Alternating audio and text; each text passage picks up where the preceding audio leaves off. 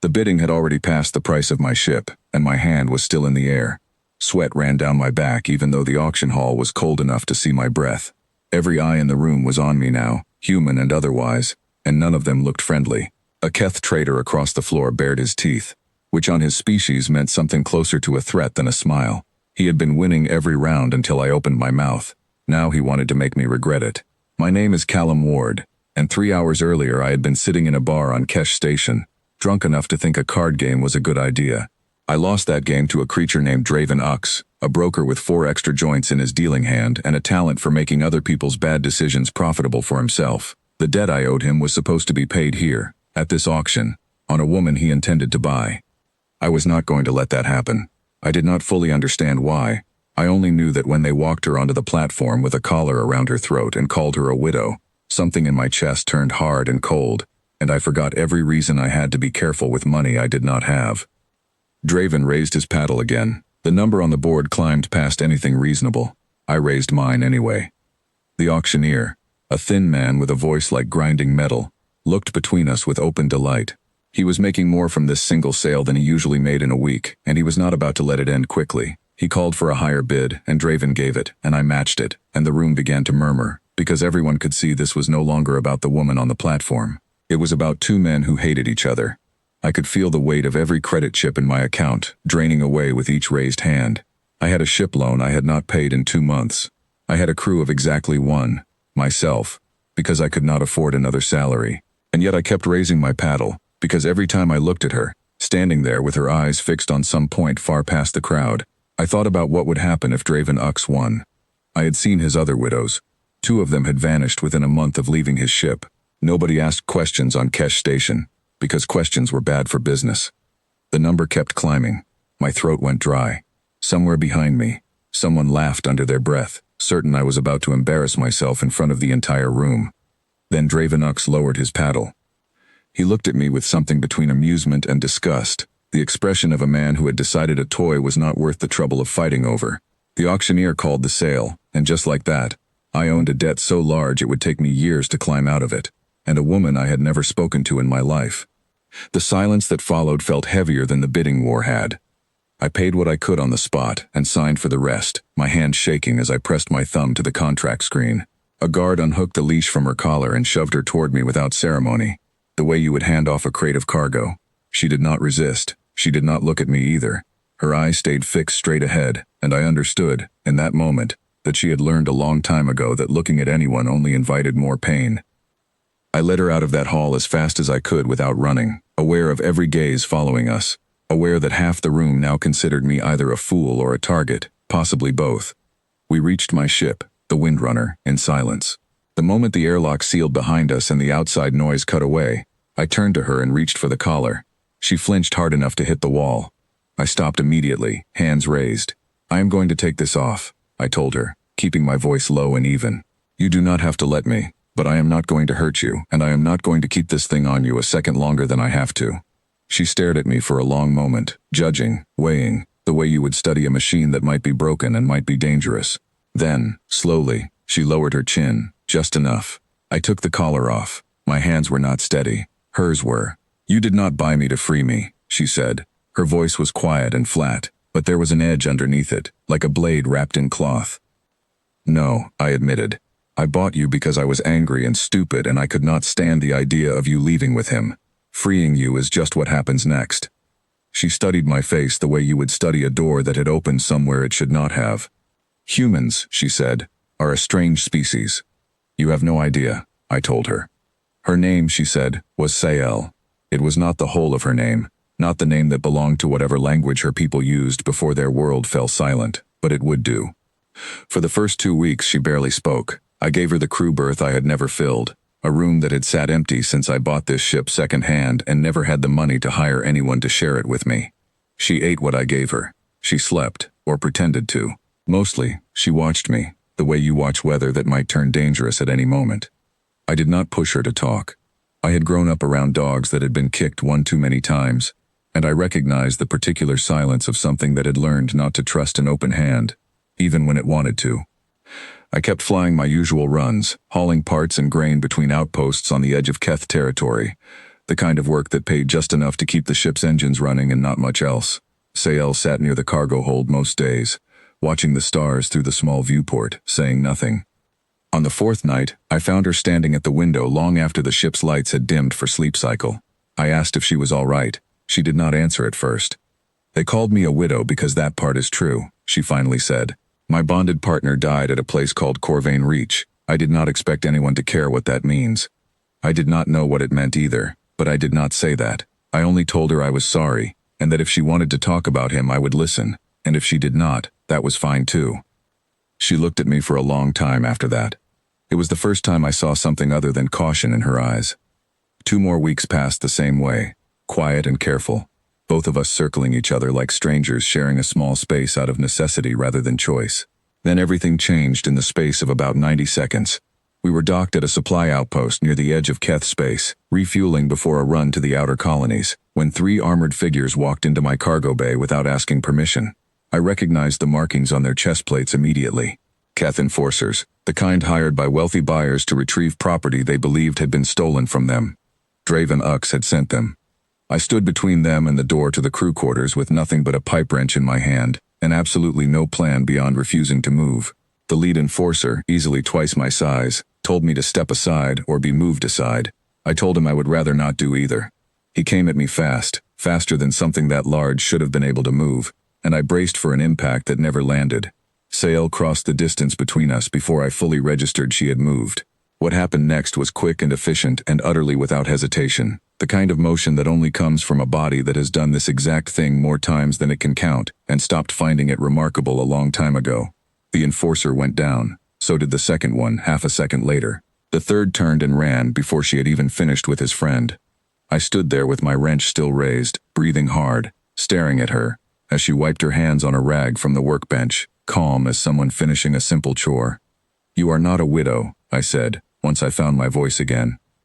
"I am a widow," she answered. "My bonded partner did die at Corvain Reach. That part was never a lie." "Then what was?" She looked at me, and for the first time since the auction hall, she looked like she was actually deciding whether to trust me with something that mattered. "I was never his property," she said. "He was mine. Before Corvain Reach, I held command over an entire line of warriors, a bloodline 3 separate powers in this region would be relieved to see extinguished. When the Reach fell and my partner died, I was the last one left carrying that bloodline's name. A collar and an auction block make for excellent hiding places. Nobody searches very hard for a broken widow. Everyone searches very hard for the last living commander of a line they fear." I sat down slowly on a crate, because my legs no longer felt entirely trustworthy. "So this whole time," I said, "I thought I was protecting you." She almost smiled. It was a small thing, barely a shift at the corner of her mouth, but I noticed it. "I let a great many buyers walk past me before that auction," she said, "Draven Ux among them. I wanted to see what kind of person would spend money he did not have, on a woman he had never met, and ask for nothing in return except that she stop flinching every time he raised his hand." I did not know what to say to that, so I said the first honest thing that came to mind. "I did not do it because I am a good man," I told her. "I did it because I could not stand watching him win." "Perhaps," she said, "but you took the collar off before you asked what you had bought. Where I come from, that is worth more than you understand." I wanted to believe the danger had passed after that. It had not. Word travels fast in Keth space, especially when it involves a debt unpaid and a broker embarrassed in front of a crowded auction hall. Within a week, Draven Ux had put out word that he wanted his enforcer's failure corrected, and that meant a bounty. And that meant every opportunist within 3 systems suddenly had a reason to come looking for the Windrunner. We picked up a passenger not long after that, a man named Edwin Marsh who ran cargo between smaller outposts and had heard enough rumors to know exactly what kind of trouble he was climbing aboard. He took one look at Sael, one look at me, and said only that he hoped I knew what I was doing. I told him I mostly did not, and he laughed like that was the correct answer. Edwin turned out to be useful in ways I had not expected. He knew which stations still respected Keth bounty paper and which ones had stopped caring about it years ago. He plotted us a route through smaller, quieter outposts, places too poor and too far out to be worth a broker's attention. For a while it worked. We slipped from port to port, restocking supplies, avoiding anywhere Draven Ux might have influence, and slowly, carefully, Sael began to talk more. She told me about the Reach, about the battle that took her partner and most of her command in a single afternoon. about the years since spent moving from place to place, always one step ahead of anyone who might recognize what she truly was. She told me the loneliness of hiding had been worse, in its own way, than the battle itself. I told her about my own reasons for flying alone, about a family I had not spoken to in years and a career in cargo hauling that had never been the plan, only the thing that happened after every other plan fell apart. It was strange, comparing loneliness across two species that had nothing else in common, and finding it fit together anyway. The peace did not last long. 10 days into that quiet stretch, we stopped at a fueling platform called Kessa Point, a small outpost that mostly served independent haulers too poor to dock anywhere fancier. It was the kind of place where nobody asked your name, and nobody expected an honest answer if they did. I liked it for exactly that reason. I was underneath the ship checking a coolant line when Edwin came sprinting down the gantry, breathless, telling me there were two strangers asking questions about a woman with a burn scar at her throat. My stomach dropped. I climbed out from under the hull fast enough to crack my head on a support strut, and I did not care. Sael was in the cargo hold when I found her, already still, already listening in that way she had, like a wire pulled taut. She did not need me to explain. She had heard the same thing Edwin had, carried through the thin walls of the station on nothing but rumor and bad luck. "We do not run," she said, before I could suggest it. I told her that running seemed like the obvious choice, given that we did not know who these strangers were or who had sent them. She shook her head slowly. "If we run every time someone asks a question," she said, "we will spend the rest of our lives running from questions instead of answering the ones that matter. Let me see who they are first." I did not like it, but I trusted her judgment more than my own fear, so I agreed, on the condition that I came with her. We found the two strangers near the fuel exchange, a man and a woman in mismatched gear that did not belong to any single company or crew I recognized. They were not enforcers, they did not carry themselves like hired muscle at all. When Sael approached them directly instead of hiding, the woman actually took a step back in surprise. "We are not here to hurt anyone," the man said quickly, hands raised. "We heard a rumor about a survivor from Corvain Reach. We lost people there too. We only wanted to know if it was true and if she was safe." Sael studied them both for a long moment, the same careful weighing look she had given me back on the Windrunner during our first week together. Finally, something in her shoulders eased, just slightly. "I am safe," she told them. "Tell whoever sent you that the line survived. Nothing more than that needs to travel further." The two strangers left without pressing for anything else, though the woman glanced back once, something like relief written plainly across her face. I asked Sael afterward how she had known they were not a threat.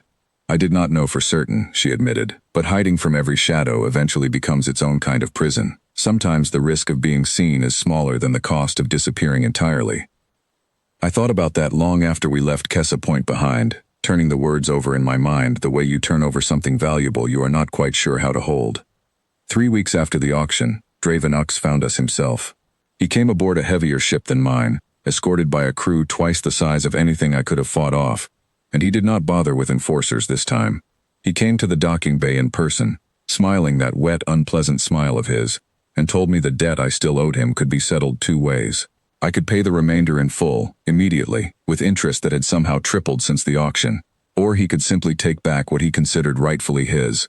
I told him neither option was happening. He laughed, the sound clicking wetly in his throat, and gestured for his crew to move forward. Sael stepped in front of me before I could say another word. "Draven Ux," she said, and her voice had changed entirely, dropping into something colder and older than anything I had heard from her before. "You knew what I was the moment you saw my collar scar in that auction hall. That is why you bid so hard, not because you wanted a widow, because you wanted to sell a war mother to the highest bidder and let someone else deal with the consequences." The smile drained from his face slowly, like water leaking out of a cracked container. "I do not know what you mean," he said, but his voice had lost its confidence. "You know exactly what I mean," she said. "And you know that the moment word spreads that you tried to sell me, every power that lost soldiers at Corvain Reach will want to know how you got your hands on me in the first place. That is not a conversation that ends well for a broker with your reputation." His crew shifted uneasily behind him. Whatever they had been hired to do, it clearly had not included discovering their target was something far more dangerous than a broken widow.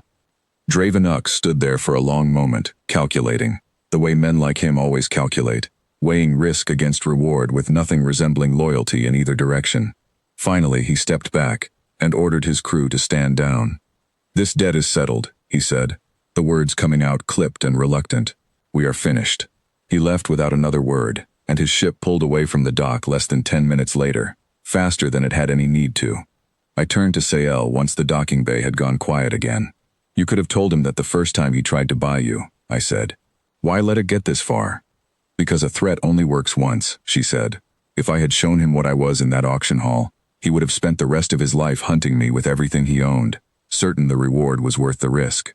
Now he believes exposing me would cost him more than it would gain him. Fear built slowly is more reliable than fear given all at once." I thought about that for a long time afterward. It sounded like something a soldier would understand, and I would not, at least not yet. Edwin left us not long after, at a station with better prospects for his own cargo runs, but he shook my hand before he went, and told me he had never met a captain quite as stubborn as me, and that he meant it as a compliment. I did not entirely believe him, but I appreciated it anyway. Sael stayed. She never explained exactly why, and I never asked, because some questions are better left for the person to answer only when they are ready. What I did notice was that the silence between us changed over the following months. It stopped being the silence of two strangers sharing a small space out of necessity. It became something closer to the quiet of two people who had simply run out of things that needed saying.